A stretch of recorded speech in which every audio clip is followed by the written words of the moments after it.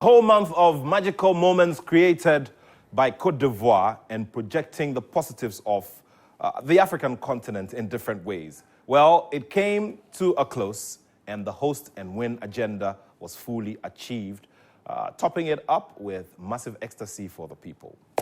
Welcome to the show. This is the final AFCON Today show here on Joy Prime and also on Joy 99.7 FM. My name is Nathaniel Atto. And today we're just looking at the final day and what it produced for all of us. Well, today the big question to ask yourself here in the studio is, where is Stone? Well, we'd managed to get Stone to, go back on, some of the analysis that was done ahead of the game and also eat humble pie. In Nigeria, do you eat humble amala or you eat humble, eba? Well, for the people of Cote d'Ivoire, it's beyond cloud nine, and it's very understandable considering the fact that it's been a very big story of recovery and a big story of perseverance in this tournament and coming from behind to dominate and win. Well, here with me in the studio is Victor Achutamaklo. He has the sole seat because Stone is going to join us virtually eventually. And we're just going to take a look at the total experience of this final game, the third place game as well. And most of the predictions here in the studio went to support South Africa. And of course, Rowan Williams coming up with his heroics once again to pick up the best goalkeeper of the tournament. What a month of football. Where is Stone? Well, you should ask the question. Stone?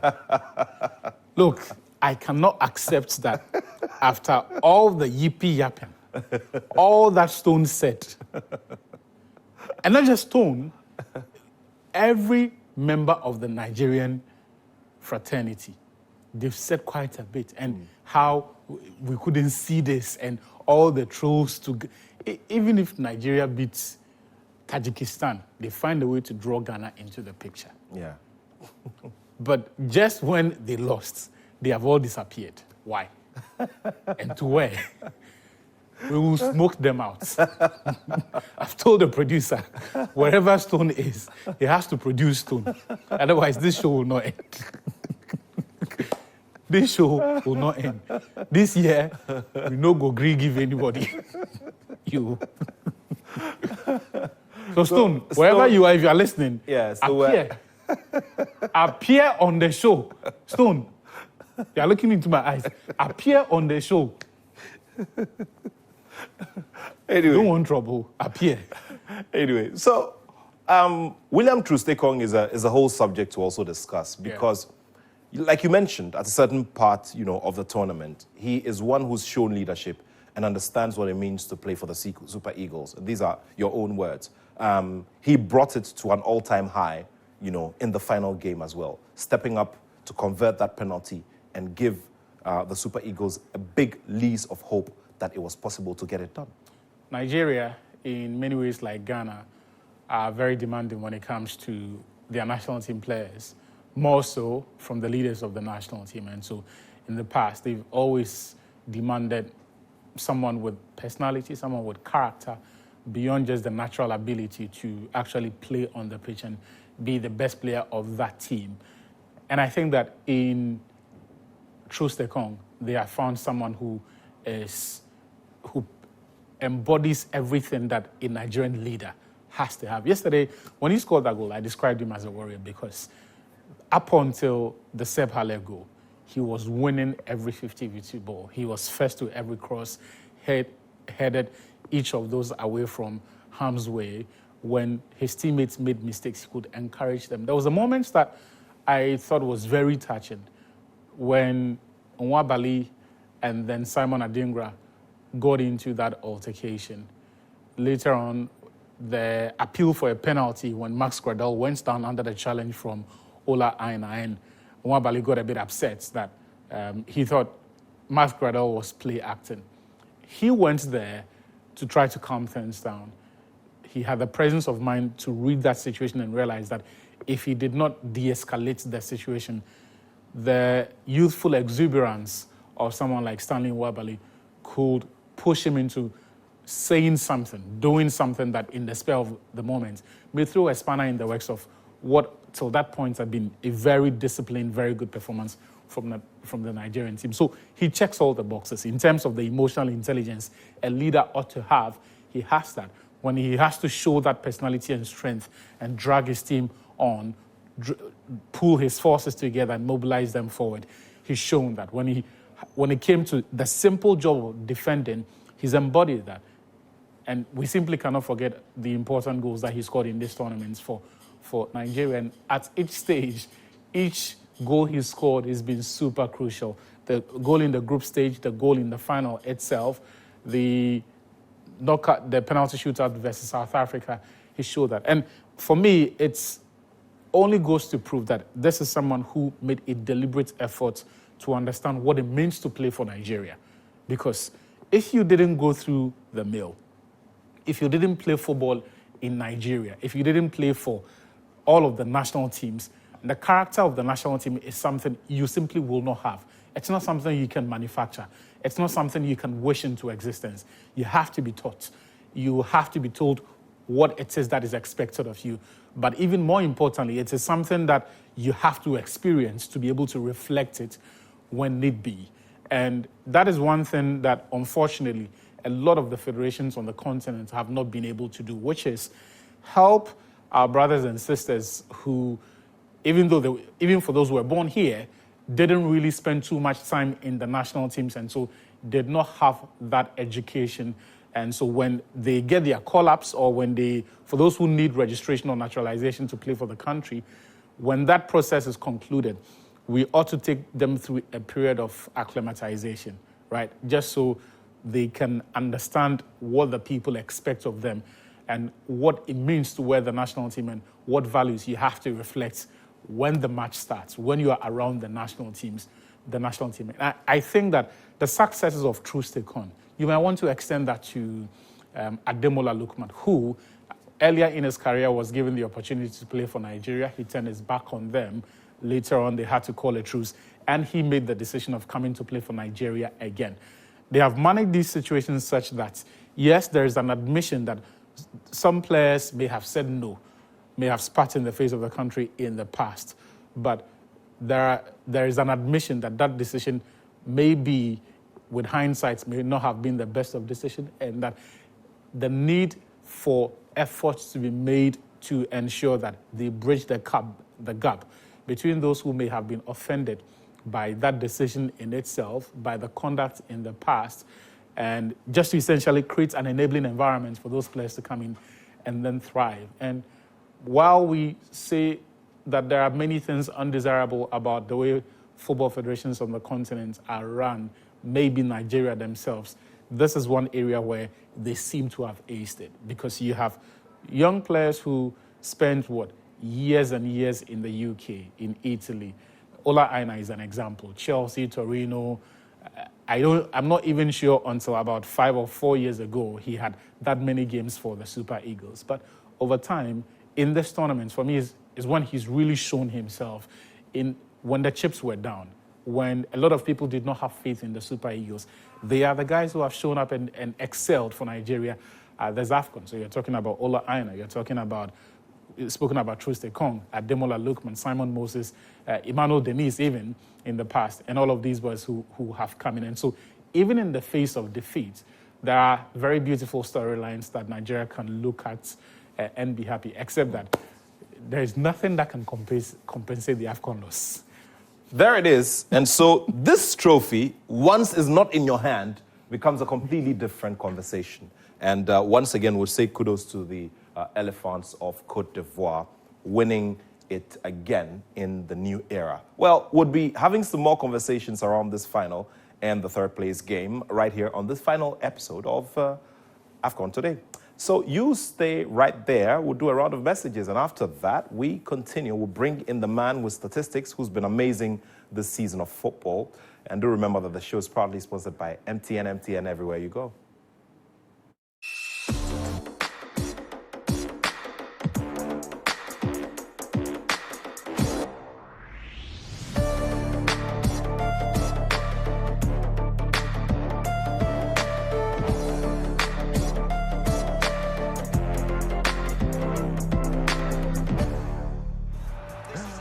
All All right, guys, thank you so much for staying with us. Remember, the show is proudly sponsored by MTN everywhere you go. So let's get down to the business of the game proper and the awardees as well. So maybe we should run through the awardees again, and we'd like to have them on the screen. We've been speaking extensively about William Trost-Ekong and what he's brought to this tournament in terms of his leadership and all of that. But also, we have to start looking at how busy the agents are going to get between now and the the summer transfer window. Yeah, well, there will be because there are a lot of talent around. If you look well, unfortunately for them, Simon Adingra is locked down by Brighton and Hove Albion, so he's one that's off the market. But he's been a brilliant player. To think that he may not have made the tournament's list if the federation had not persisted, because he came in, I think, at the beginning of the tournament with an injury. And so he, in the Ghanaian situation, would have been told that, oh, because he's not fully fit, let's not name him in the AFCON squad, and let alone take him to the tournament itself. But he's come in and he's done very well. And I think that following his trajectory over the last 3 or 4 years, he's a very refined player these days. When he first went into the Right to Dream Academy, he was a player with a lot of speed, very explosive, also with remarkable dribbling ability. But how to combine those two and find a meeting point between those two skill sets and the end product, which essentially has to be his decision-making, because the quality of those will determine the quality of the end product, is something they've had to hone. And I think the apprenticeship at Norgeland has also served him well, allowed him to think of the game with a more holistic view, in the sense that in the past, and for very highly skillful players like himself, they can be not necessarily selfish, but more focused on what they bring to the game. But when you receive the sort of education they offer at Right to Dream and at Norgeland, you begin to look at the game in a broader spectrum and look at how the other pieces fit together. How, for example, the decoy run by a teammate affects you because it opens up space. You quickly have to make sense of what that space means to you, what you do with that space, whether you play a final ball, whether you hold on to the ball, or you attempt to take an effort. And all of those little things are things that have been trained. And now he's a very refined player. I mean, if you look through the Right to Dream roster, around the time that Simon Adingra was in Ghana, was at the academy, you will find that between that period, you have Mohamed Kudus, you have Ernest Nuama, you have a lot of the young white forwards that we're seeing these days who went through Norgeland, also charting the same course. And he's one brilliant player. And I think we need to take lessons from him. Let's value young talents as a people, as a country. The game long ago moved on from the old legs and reputation. If you are good enough, you are old enough. We had someone who, with very similar skill sets to Simon Adingra in the Black Stars, in Ernest Nuama. But for whatever reason, we chose to keep him on the bench and did not give him the game time. And yesterday I said on Twitter that, look, for all the talent that Simon Adingra had he been a Ghanaian, he probably would not have made the AFCON squad. He probably would have suffered the same fate as Ernest Nuama if he had made the squad, in the sense that he will go there, but some old man who's well past his sell-by dates will be preferred to him, will be asked to go and play to the detriments of not just the player, but the entire country, all because we want to chase some records. So his is a beautiful story, and I like the fact that Ivory Coast have trusted him and given him a platform like that. And talents like his never disappoint. And we sure have also seen messages from the legends, including Michael Essien, who's a coach now at Norgeland FC, and the man Derek Boateng. Do remember that Derek Boateng is the chief scout of the Right to Dream Academy here in Ghana, and does a lot of work in that region, and having worked on the talent, he sure is basking with a lot of pride. So both legends have gone on social media and celebrated Simon Adingra's achievement. All right, so you've huffed and you've puffed. Let's see what we have here. We're trying our best to get Stone. Okay, so there he is. Stone, Good to see you. What has he been kidnapped? Is he in captivity? Listen. No. I don't like what's happening. Okay, tell me. Why are you not here? No, what is happening? Why are you not here? I don't like what's happening. Listen. I went for an event yesterday. I'm tired. I decided to sleep in. What's the big deal? Okay. I decided to sleep in. Okay.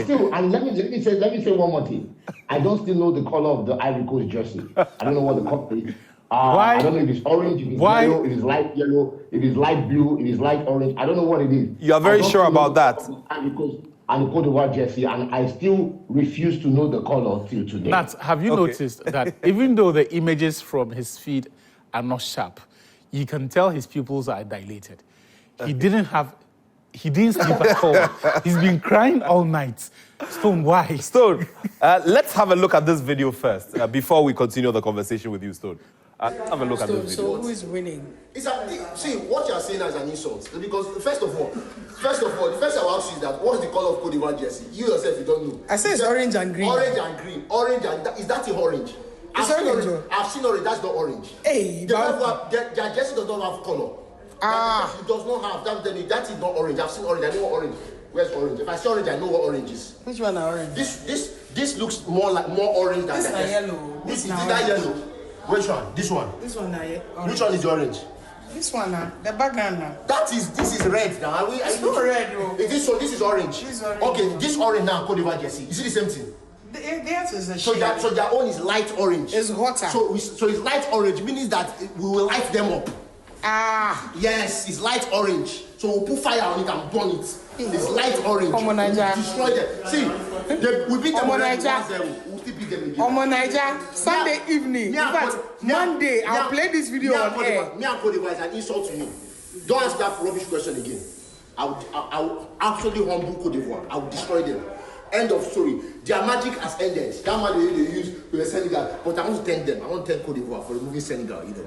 Thank you for removing Senegal and Mali. You understand? Making it sweet for us. But now it's our time. So we're winning the match. Osimhen 2 goals. So a celebration, not knowing the color of the jersey and saying it's even an insult to put CoteD'Ivoire with the Super Eagles on the same pitch. It is an insult. It is an insult. That's why he's been crying the way he's been crying. Yeah. But Stone, you look like something else was happening to your eyes the whole of last night. He cried. Premium tears. Let me tell you something. I've been enjoying Ghana. This is the best travel I've ever had in my entire life. Okay. Ghana has been the best place to be. And if there's anything happening to me, is the fact that I ate Ghanaian jollof yesterday, and it was absolutely amazing. So that's just it. Aside that, nothing is happening to me. I watched the match yesterday, and all I can say, that referee should be arrested for fraud. That's number one. We need to check his accounts and his offshore accounts and know what's going on there. Number two, my coach should be put in a guard room, because I don't understand the whole thing with Olaina and Adingra. You saw what Adingra was doing in the first half, using Olaina and putting him on roller skates. Olaina was absolutely not in the mud. Adingra was using Olaina as a shade, as a guard, to guard him from the lights of the stadium and dribbling him. Olaina was nowhere to be found. Someone that stopped Gelson Dala now faced Adingra and looked like a nobody against Adingra. And as a coach, the first thing you do, by 45 minutes, you remove Olaina and you bring in Osai Bright. But what did our coach do? He left Olaina there. Where did the two crosses come from? Adingra.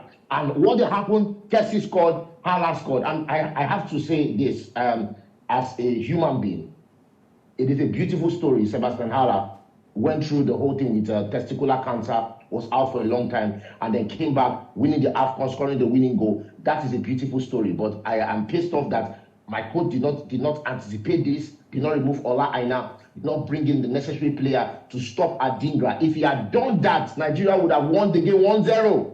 We could have.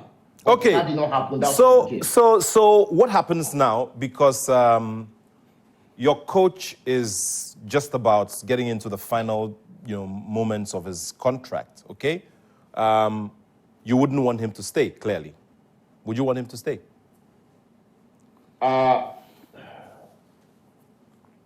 Nigerians are not going to like me for this. I don't think that in big moments he can make the right in-game decisions. Okay. So I based think on this that, was a fluke. Okay. So Yes, based on I that, think it was a fluke. Yeah, based on that, I want him out. We are third in the World Cup qualifiers group, right? We drew to Lesotho. I mean, this AFCON is like a, it's like a, a glimmer of hope, like a rainbow, like it's out of the normal situation. Nigerians need to come to the normal situation is the fact that we are about not to qualify for the World Cup. That's the truth. So if we come out from this AFCON, the takeaway I'm thinking about is, can this coach do something if we have an important match? Can he make the right substitutions? Can he make the hard decisions to ensure that Nigeria moves forward? And the answer to me is a big no. And I think he needs to go. I think someone else needs to come back. And then you look at the fact that our attack, look at our attack. And I want to say this really quickly. The defense of Nigeria had carried Nigeria throughout the competition. And we were complaining before the AFCON started that the defense was poor and the attack was going to carry Nigeria, right? All of a sudden, the defense carried Nigeria all through the AFCON. Then what happens? The one time that Nigeria needed the attack to step up and push them to the next dimension, we were down 2-1 to CoteD'Ivoire. We needed the attack to step up. The attack was nowhere to be found. You know why? Because the coach had totally relied on the defense so much and the attack was not there. Look at Ademola Lookman yesterday. Our counter-attacks, Ademola Lookman could not run again. Look at what happened. Nigerians came out to blame Alex Iwobi. Alex Iwobi is the reason why. It's Alex Iwobi, Ola Aina, that allowed 2 crosses into the box. It's Alex Iwobi, Zaidu Sanusi, that couldn't cross the ball or pass the ball at the necessary time.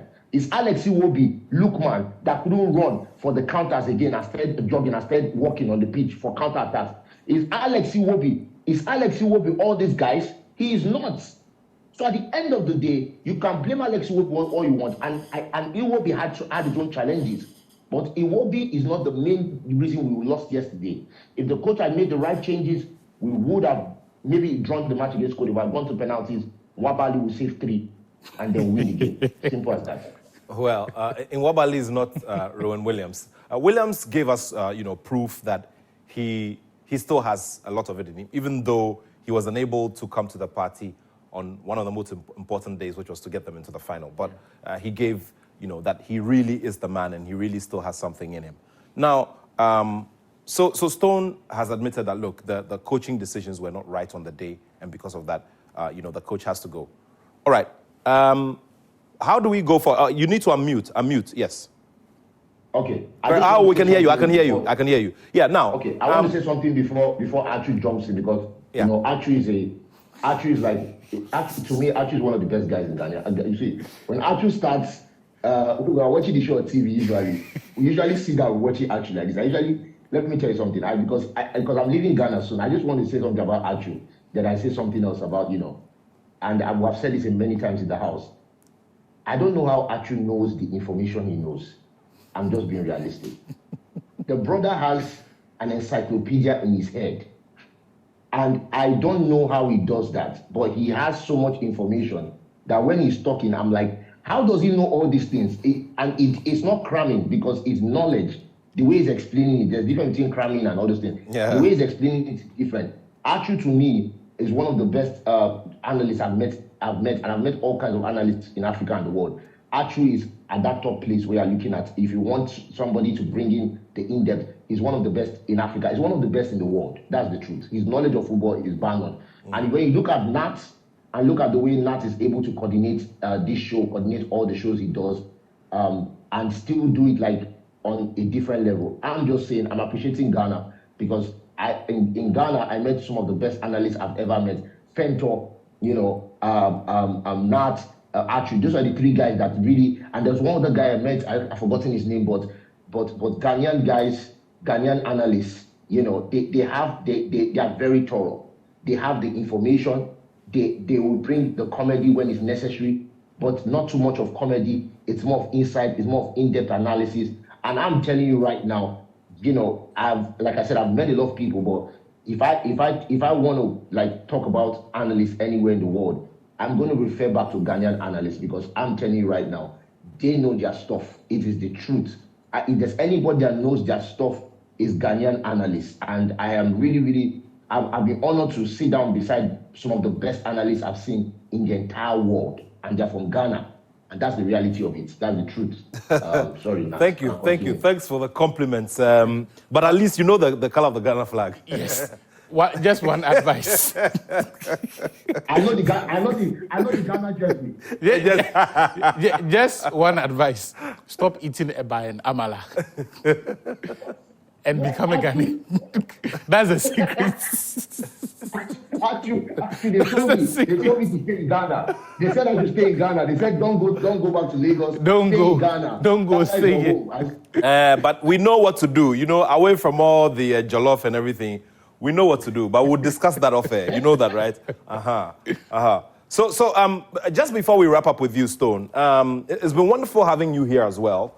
You know, I've been looking at, because you see, there's a lot of talk about West Africa being the hub of excellence in football on the continent. And the evidence is immediate in what we saw yesterday at the Alassane Ouattara Stadium. Now, let's quickly look at the way forward for Nigeria now. The World Cup qualifiers are beckoning, like you've said. But for you, what are few key steps that must be taken to ensure that this kind of momentum doesn't slow down in any way, or we don't see any form of retrogression? Okay, so just before I answer that question, let me just say one more thing, please, Nat, because I want to say that Williams deserved the best goalkeeper of the tournament over Nwabali. I know many Nigerians are saying that Williams did not deserve it and Nwabali deserved it, but that's a lie. Williams had more clean sheets. Williams was least goals conceded per match, 0.4, although he had 2.9 saves per match, which was more than Nwabali's 2.7. And Williams was vital in 2 penalty shootouts, and Williams deserved the goalkeeper of the tournament over Nwabali. If he made more saves per match and yet conceded the least goals per match. Nwabali was great for Nigeria, but realistically, Williams deserves this goalkeeper of the tournament. That's number one. Number two, back to the question that you asked. I'll look at this and I'm asking myself, can my coach qualify us out of this group to the World Cup? And one player Nigeria missed very well was Victor Boniface. Very important. Victor Boniface, alongside Victor Osimhen, I think Nigeria is going to play 4-4-2 with that system, or 4-3-3 with that system. Because you can't have Victor Boniface and start playing one in front. If he is that good and he can connect with Osimhen and all this kind of stuff. So going from this tournament, I think Nigeria will bring back Victor Boniface into the team and try to build on this defense that we have already. And one of the guys that Nigerians don't really talk about is Semi Ajayi, who was the guy that was beside on the right hand of Ekong, who did not make, I didn't see one mistake that guy made throughout the tournament. He was so excellent and so good and did so well in the tournament and covered up for the mistakes of many people.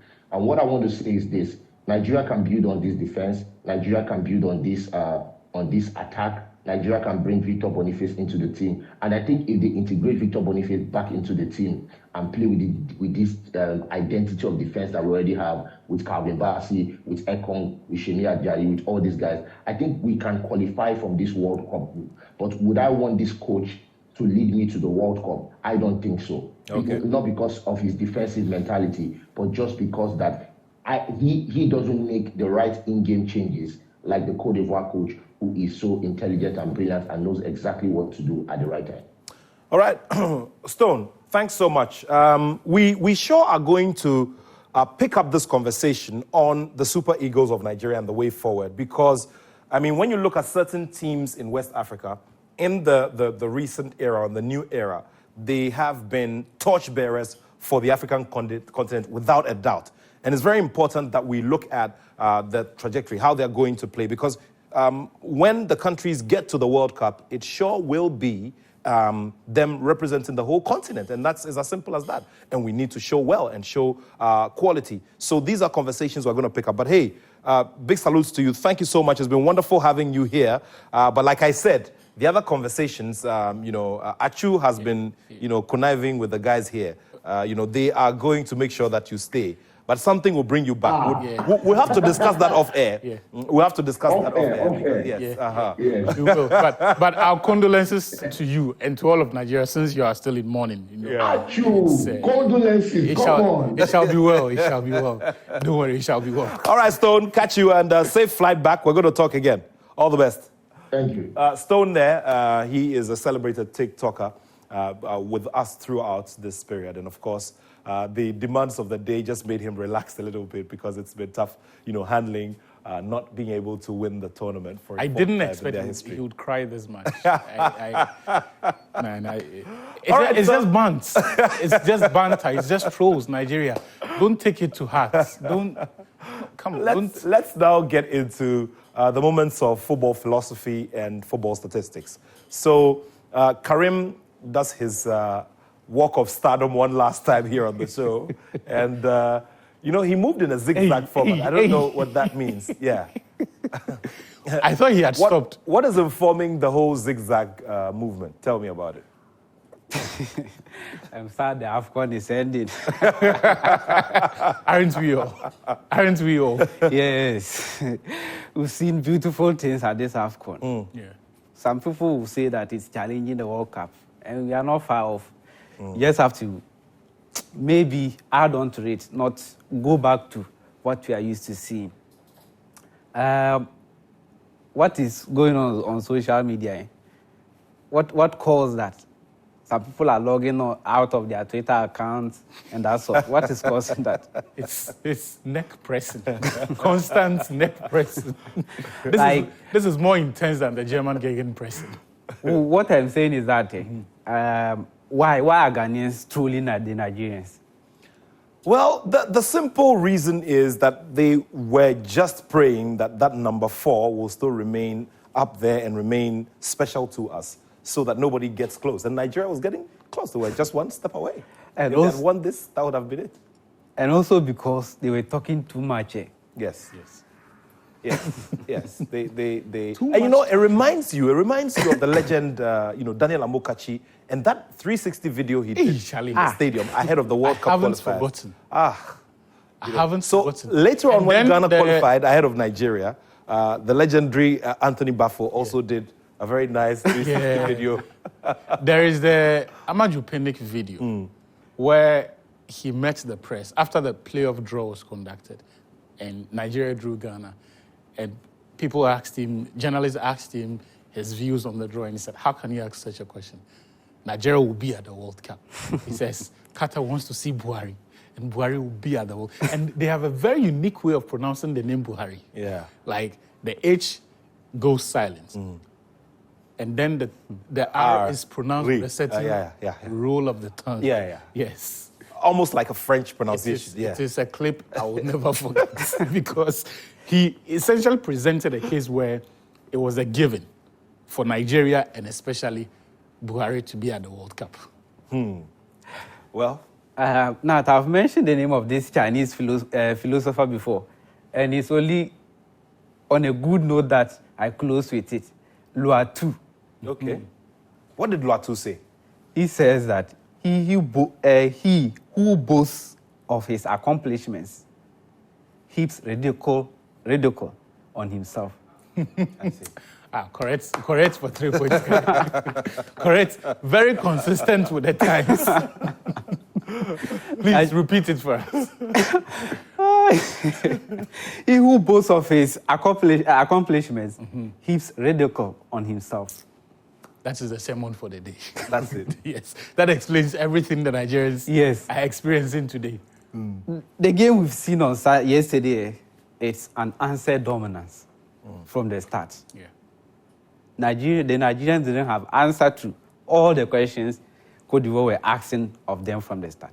Two teams playing in similar styles but very different ways. You see that the Nigerians like to go long from the back, but the Ivorians too, they also go long, but they do it coordinatedly. When they have to do it, they do it. And when they have to do the passes and go through the middle or the sideways, they do it. Look at the possession. It was the same way when they met in the group stages. Ivory Coast completely buzzed it. and Nigeria were going through the long balls. It is the same way in this game.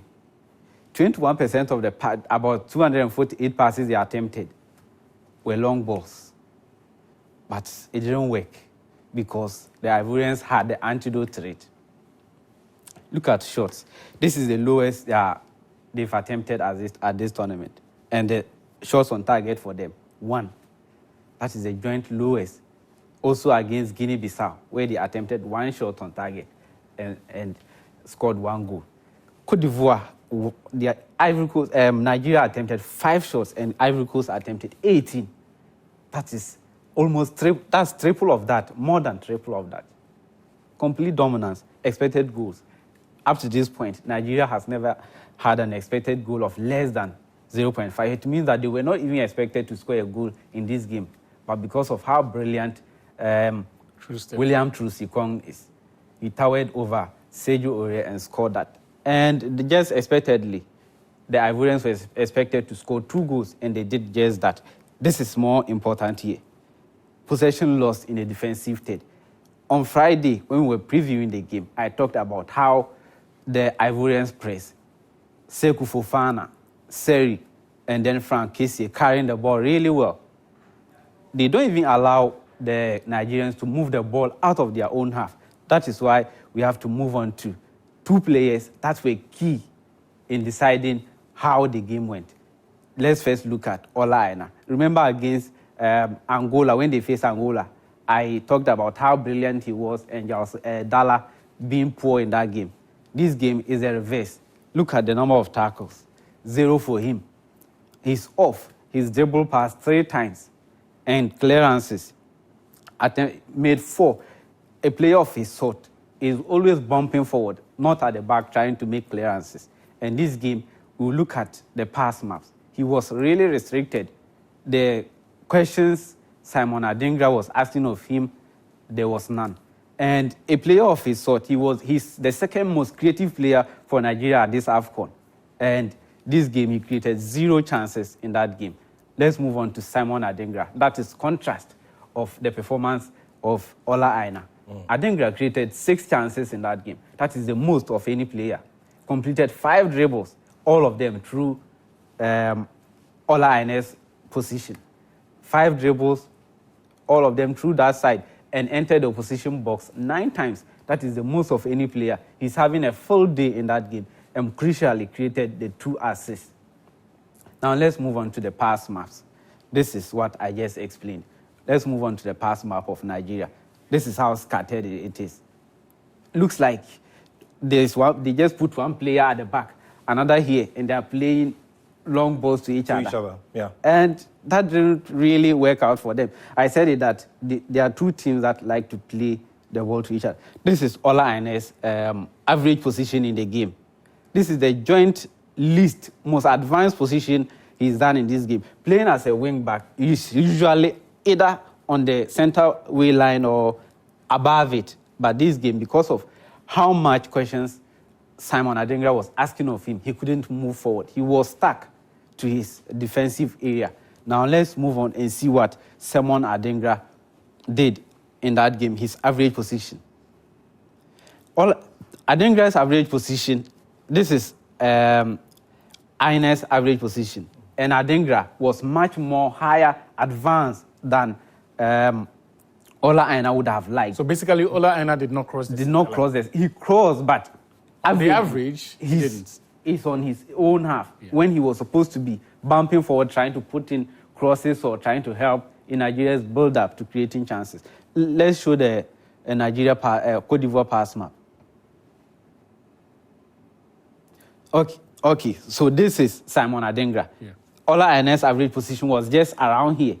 And Simon Adingra is just above where he is. It means that he can't move forward. Simon Adingra basically blocked how creative he can be in the game. And it was part of the reason why Nigeria couldn't create anything of a chance in this game. Having just 1 shot on target, that's really poor. You can't win a final with that. I see. Interesting stuff there. But so, it's not surprising considering, and that was a brilliant callback on the Gelson Dala and the Ola Aina, the dichotomy of that show with what we saw last night. While Gelson Dala is still technically a very sophisticated player to deal with, I think the skill sets of Simon Adingra is what were key or was key in yesterday's contest in the sense that in the simplest of terms, he's a 1v1 monster. He's a defender's nightmare.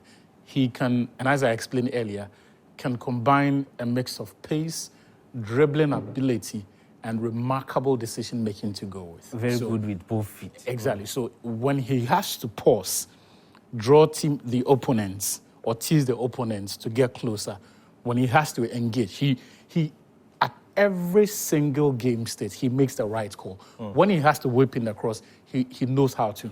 There was a chance he had in the first half when I thought maybe he could have cut back. But after watching the replay a number of times, I understood why his best bet was to have attempted to score. The save he pulled off Stanley Wabali in the first of that situation. And it was one of numerous situations where he got in behind Ola Aina. So beyond the dribbling ability, beyond the pace, beyond the decision-making, it's the fact that he's persistent, he's intense, he's not stopping. And when a defender is marking a player like that, whether he's in possession or not, you cannot stop to think about anything else. He is your preoccupation. What you have to, at any point in time, respond to what he's doing and hope that the ball does.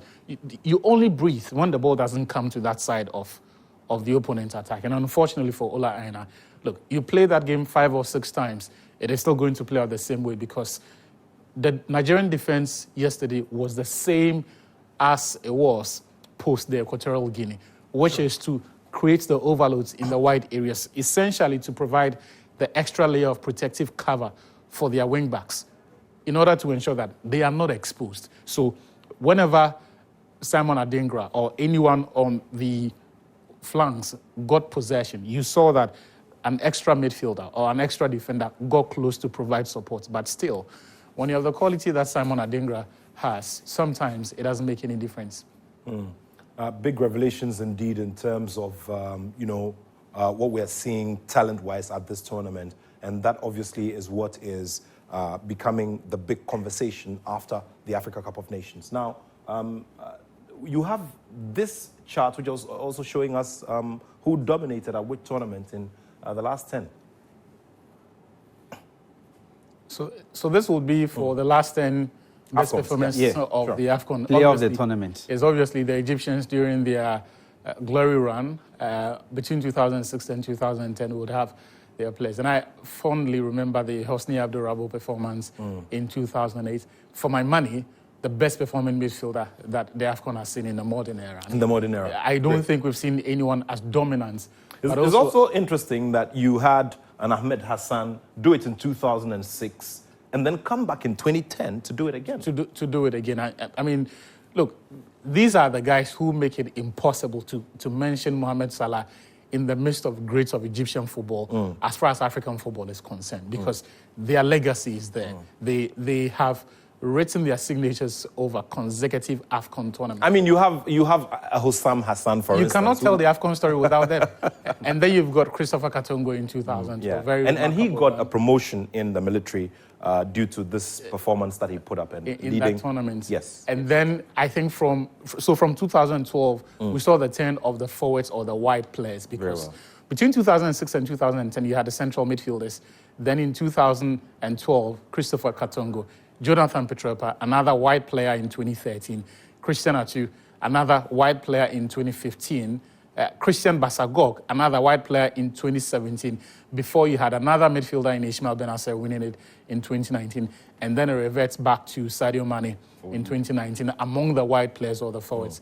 And then finally, the warrior that is William Troost-Ekong. Yeah, I mean, we can't stop talking about William Troost-Ekong because, I mean, in terms of performance, he was so alert and he was, so ready at every single point. And the kinds of interventions he made were legendary. And in hindsight, you do realize that they were very key. Otherwise, we would have had a different story to tell regarding how many goals Nigeria, would have conceded. And I think the appreciation for what he's done only goes to show you that football fans are more forgiving than we like to admit. The winning goal for Ivory Coast yesterday is a goal that perhaps if he had stayed closer to Sébastien Haller, maybe he could have put him under pressure, maybe put him off or even prevent that goal. But no one is blaming him for him because the guy has been so good, which goes to show you that even the most cynical of us can be forgiven and can be very accommodating of mistakes at the highest level if we are convinced in our minds that, look, the characters in question have given everything and that sometimes, just sometimes, they're only human after all. And you cannot blame them too much when situations like that happen. And for me, he's an example of everything you want to see in a player who values the national team and leaves everything on the pitch. Very well. Nats, if you're talking about Ekong, I read an article by The Athletic, and they are comparing his performance at this tournament to a player like Carlos Puyol at the 2010 World Cup. If you're looking at the character, the inspiration he provides to the team, the crucial goals he's scoring, it's not far-fetched that they are comparing him to a player like Puyol, who you see fights like a warrior. It's not easy to see that they are comparing an African playing at the Africa Cup of Nations to a player like Puyol, who was playing for Barcelona throughout his years, captain of the team. Absolutely outstanding performances from Trost-Ekong. I would say his Trost-Ekong's performance has a bit more value and is even more profound because everything Carlos Puyol did was in a settled team. The Spain team at that World Cup in 2010 has about 7 Barcelona players. They had won the European Championships 2 years prior. They had won the UEFA Champions League in 2009, and then I think in 2006 as well, he led the Barcelona team to go. So all around him, there was quality. The Nigerian team had no right to go this far in this tournament. Nobody expected them to get this far. Everything good they did, the fact that the manager had to rejig things and then find a new strategy was possible because of the quality that he brought on board.